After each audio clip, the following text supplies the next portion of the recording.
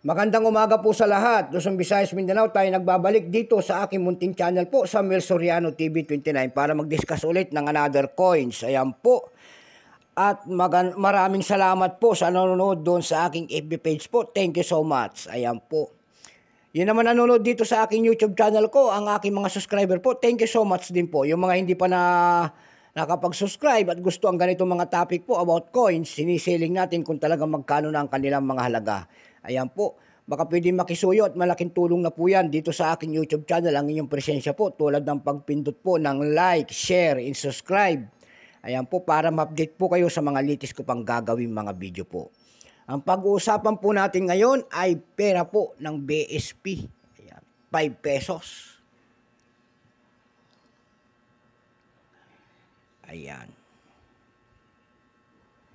Makikita nyo po ang imahe ng isang lalaki po. Ayan, nakaharap po sa kanang bahagi.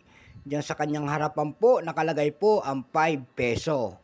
And then, sa baba ng 5 peso, ang kanyang pangalan po, siya po ay si Emilio Aguinaldo po. And then year, 1997, and then mint mark. May mint mark siya. At ang Republika ng Pilipinas. Ayan po. Makikita nyo rin naman dyan ang isang, ayan po, 1993, ang pagtatag ng ating Bangko Sentral. Kung tawagin yan, Central Bank, sealed within circle and gear, design within scallop border po, ayan. Anyan, ang tatawagin ng ating mga kolektor po, yan po ay cut wheel. Diyan po tayo bumabase kung anong die ang isang coins. Ito pong 1997 na ito, kung tawagin ng ating mga kolektor, ito po ay reverse die 1. May mint mark siya po. Dalawa pong klase ang ginawa. No mint mark, ayan, yung walang mint mark, at saka may mint mark. Ito po ay may mint mark. Ito lamang po ay 9%. Ayan po. Wala pang mintage po at ginagamit na natin kung ilang piraso. Basta ginagamit pang isang coins, hindi pa dinididak kung ilang piraso ang ginawa ng ating Bangko Sentral po. Pero may price na doon sa ating numista.com po. Yung kanyang very fine, 14, extra fine, 16 pesos only. Ayan. Dako naman tayo sa kanyang price. Ayan. Doon sa ab.com po, itong may mint mark na ito kasi dalawang klase, isang no mint mark at saka mint mark. So itong may mint mark, ang tinignan natin ang presyo. Doon po sa ab.com po, may nagbebenta na nito ng $12.23. Ayan. Mayroon din tayong nakita doon na no mint mark daw. Ayan, no mint mark daw. At saka may mint mark, 2 pieces po. Ayan. 2 pieces ang kanyang binibenta po. May mint mark at saka walang mint mark. Nagkakahalaga po na 1,550 pesos. Dalawang coins lang yun.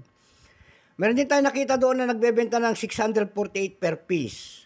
Sa carousel page naman po, nakalagay po ay hard to find. Nagbebenta siya po. Ang seller po ay si Sherwin. Ayan. Yung binibenta niya po yung may mint mark nito ng 5,000 pesos per piece. Ayan. Masyado naman malaki. Pero nasa sa kanya yan. Kasi sa kanyang coins yan eh. Nakapasok na siya sa ating mga platform para makapagbenta ng kanyang mga coins. Ayan. So, hindi natin mapipigilan ng mga ganyan. Kung mabibenta naman yan, napakaswerte niya po. Dati po, sa usap-usapan sa FB page po, itong may mint mark, dati sinasabi nila may presyo na. Ayan po. At lumabas naman sa ating pagsusuri, pagdating ng 1 year, hindi naman po pala semi-hard to find.